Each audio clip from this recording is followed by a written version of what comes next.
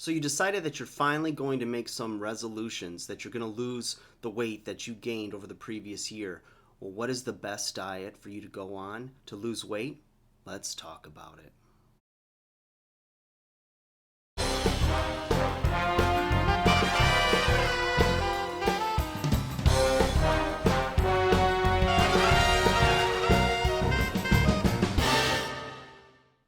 Hey guys, welcome back to 5 nothing 100 nothing.com.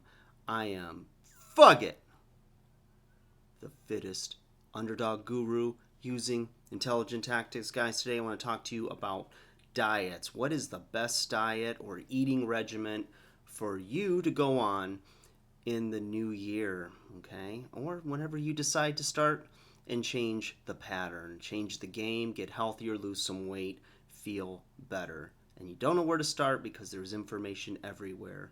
Well, let me talk to you a little bit about that today, okay? I'm going into my 23rd year as a personal trainer, certified personal trainer, and also a lifestyle weight management consultant. I've done this full time, so for over 2 decades, almost 2.5 decades. And I personally have also gotten my weight under control from being a heavier kid and teenager to then getting into the best shape of my life and staying within a few pounds of goal consistently over the years. So from my early 20s and now knocking on the door of 50. Really hard to believe because 50 is old and I don't feel old. And I hope that I don't look old, and perhaps the years of hard work and discipline that I've applied will give me some credibility with you watching this video. So everybody's different, but I know one thing. There's principles, methods, and there's genetics, etc.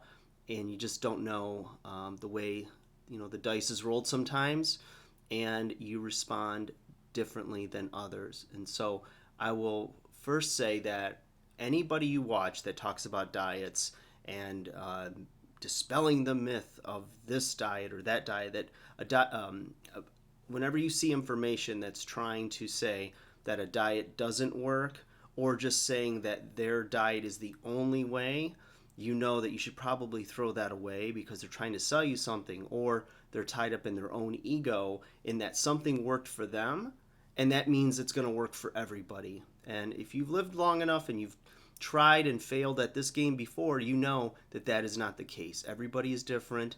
Our DNA is a little different. And so different systems are going to work a little better, or in some cases not at all for some people. So take that and into your consideration. Let's rock and roll, guys. Let's talk about diets, all right? First off, the ketogenic diet. And I've talked about on this channel before that I have found an amazing system for myself that works really well for weight loss, for continual results as far as reduction of midsection or belly fat. It just seems like with that diet, for me, the weight comes right off the middle. And I know a lot of people struggle with that. So let's talk a little bit about the ketogenic diet. So the thing is that with calories, right, you have 3 different macronutrients. You have protein, carbohydrates, and fat. You also have vitamins, minerals, microminerals, etc. But the things you focus on with diets, a lot of these diets focus on is the consumption and the ratios of protein, carbohydrates, and fat. So with the ketogenic diet, you have the lion's share, most of the calories that you're going to be consuming is going to come from fat. So it seems counterintuitive. Like if you're eating more calories from fat, doesn't fat make you fat? No, there's a lot of good health benefits to having a higher fat level in your diet, but the flip side, the reverse of that, is that you need to eliminate carbohydrate intake in order to have good results with this diet. So you're looking at like 70-80% of your diet coming from fat. You're looking at 10 or 15% or so coming from protein, and then you're getting trace amounts, if any, carbohydrates in your diet.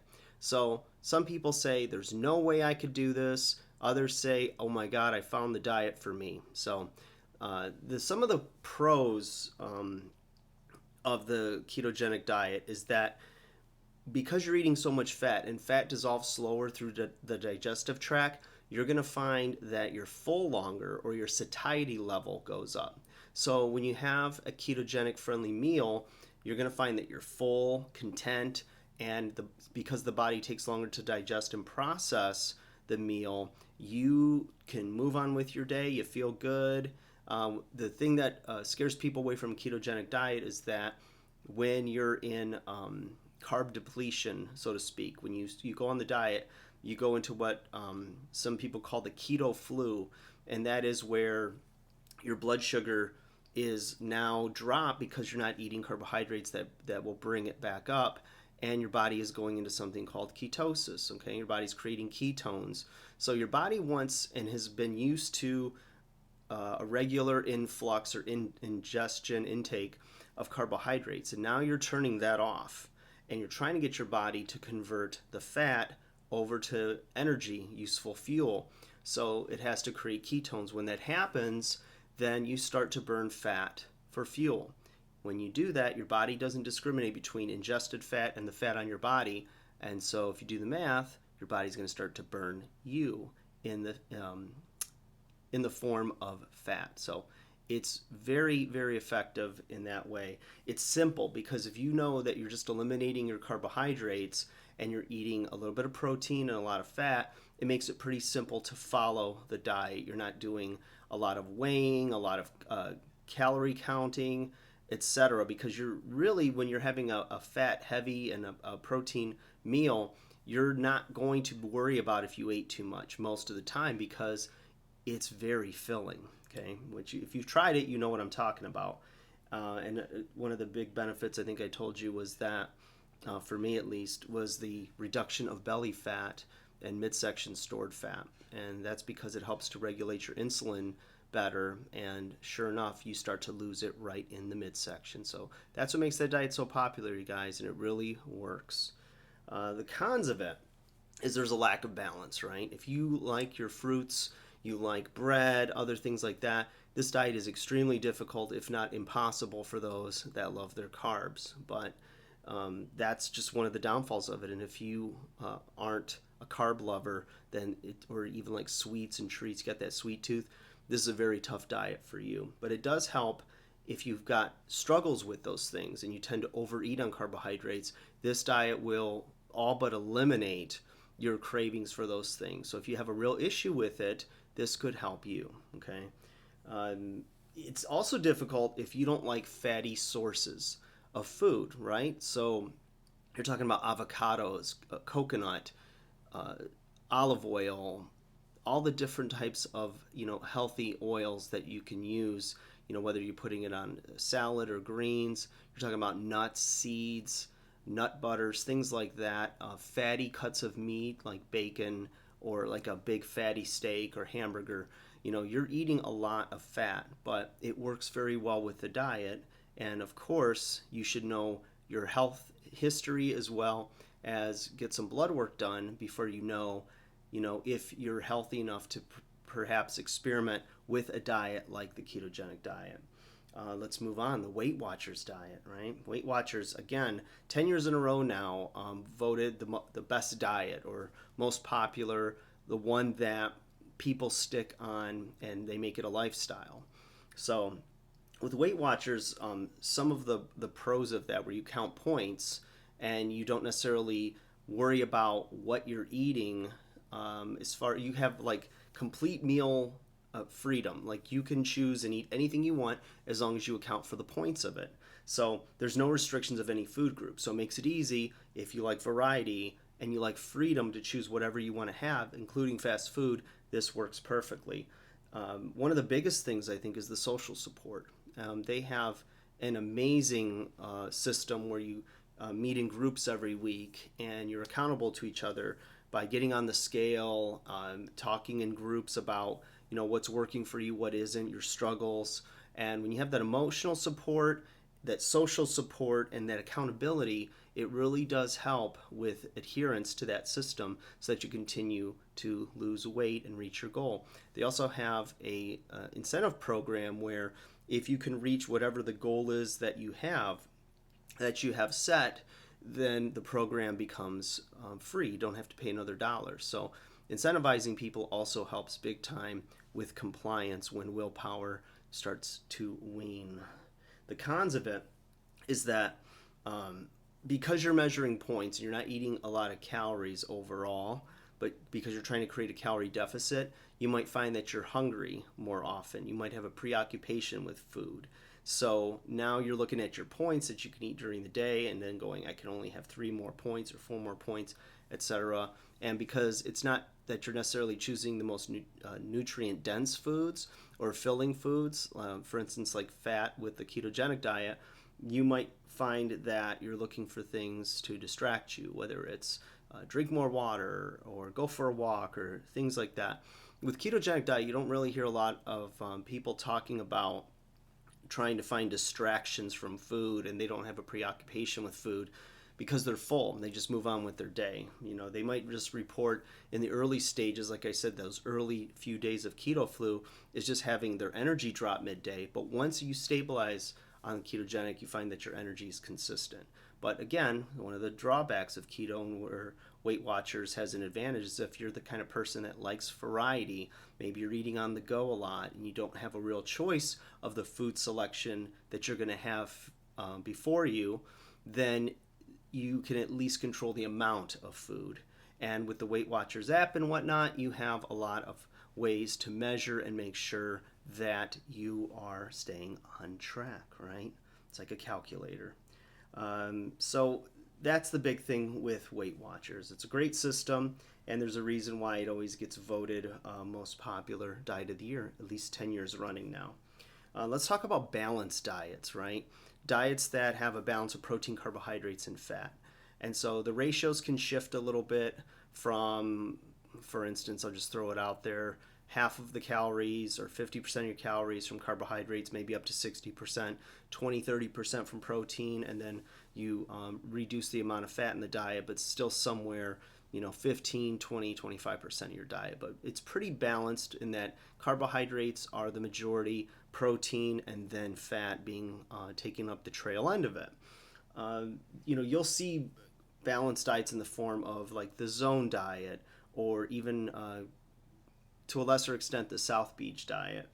But these diets overall have balance, and so you're looking at not getting rid of anything in your diet, but just realizing that there's good choices, there's better than bad, and you're basically striving to not eliminate any food groups and reduce calorie content without losing nutritional value of food. So you're getting most of your nutritional needs met, but some of the cons is that you're doing more counting. So you're counting calories, you're looking at how many carbs, etc. you're taking in, and trying to find that balance. And it's not that it's always down to the milligram, the gram, the calorie every day, but more often than not, whatever system you do, once you start getting into the groove of eating these whatever diet it is regularly, you'll develop the ability to just simply eyeball things. And if you're being honest with yourself, you can probably eyeball your diet and stay right on track. So another diet is the if it fits your macros diet. Okay, so this is where you can eat anything you want as long as it fits into your macronutrients. Did you have this much protein a day, carbohydrates, fats? So you're basically setting up this little system where you're trying to get in X amount of calories a day, X amount of protein grams a day. So everything you're eating, it's ticking off on one of those macronutrient columns.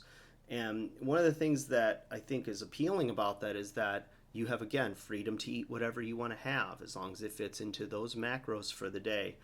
There's no guesswork. You have freedom of choice. The cons is it's math, right? So if you don't like math and you just want like something really simple, and I guess the simplest would be like a Weight Watcher system, or whenever you eliminate a full food group, then it just makes it easy to eat from those other food groups, and to a lesser extent do you have to follow any type of calculations for math in that regard. The thing is with it lacks simplicity, and that's what some of the elimination diets have as an advantage. So if you're not a registered dietitian or not a fan of uh, dietetics or nutritional information, then you're going to be schooled in that, because you're going to learn about how many calories are in a gram of fat, how many calories are in a gram of protein, carbohydrate, and then how does it translate reading the nutrition facts labels on food. It's not a bad thing at all. In fact, it forces you to learn a little bit more about food and what's going into your body. So the last thing I want to talk about is intermittent fasting. Okay, it's been a little while now, but the last little while, intermittent fasting has picked up in popularity, where you usually, the basic structure is that you're eating within an 8-hour window, and then the other 16 hours of a day you're fasting, you're not eating at all. Okay, so a lot of people say that they have gained some benefits from this. I know myself have, when I was doing a more advanced extreme version of ketogenic eating to really diet down for my birthday. And the author of this keto extreme diet had you eating within a 4-hour window or less a day, and fasting the rest of the somewhere between 18 and 20 hours a day. And the funny thing was, I looked at this and I said, heck no, I can't do this type of fasting. I've got to eat. I come from that old school bodybuilding type system of eating small meals throughout the day.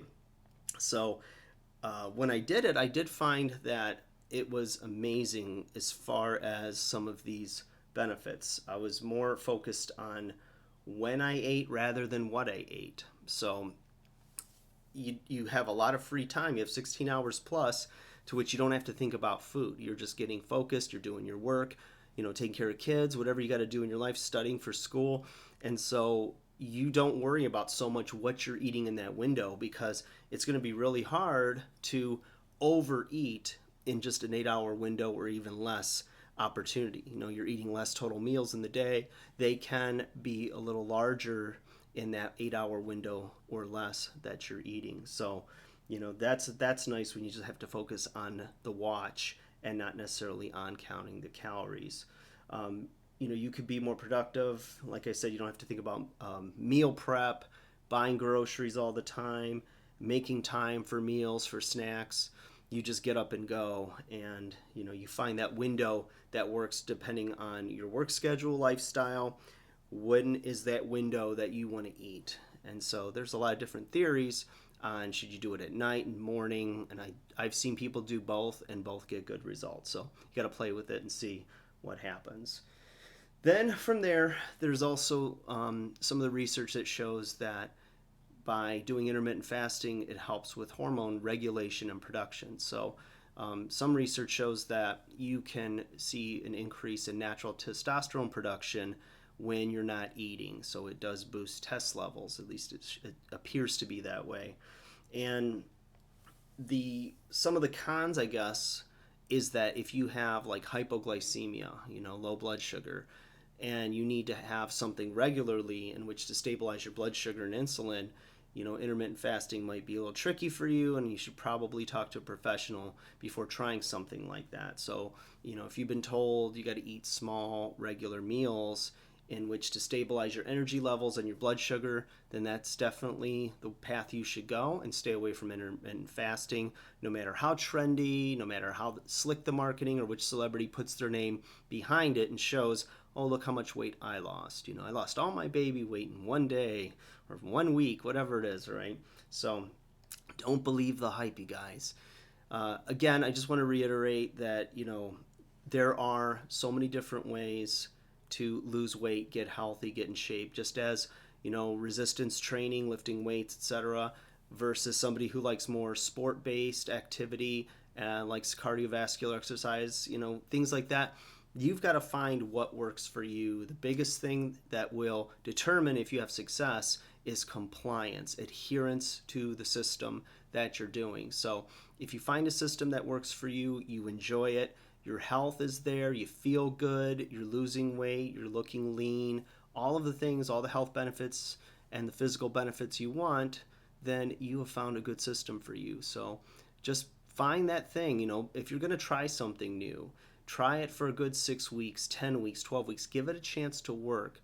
Don't try to do it in 1 week and then get mad if the scale didn't change, if your clothes don't fit differently.